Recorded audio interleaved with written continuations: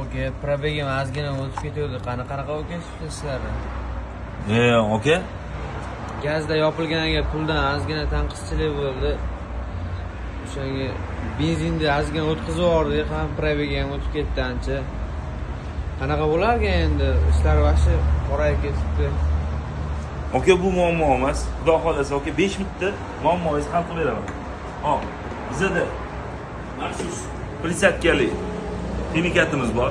5 minutda oka mutlaqo tekinga masalangizni hal qilib beraman. Ramazon munosabati bilan Liboy moyxonamizda 4 ta filialimizda mutlaqo tekinga 5 minutda bunaqa muammolarni hal qilib beraman. Keyingi safar bunaqa muammolar bo'lmasligi uchun Xudo xolasa biz quyib berayotgan skop, maligen 530 moylarimizdan 10 ga 40 moylarimizdan foydalansanglar, bularda moyishi prisatka bor. Bunaqa muammolar yuzaga kelmaydi. Probeg o'tsa ham, yomon yoqilib quysalar ham, Xudo xolasa bular unaqa muammolarga chidamli. Bizga berayotgan tavsiyalarga amal qilsanglar, Xudo xolasa bunaqa muammolarga to'g'ri kelmaysizlar.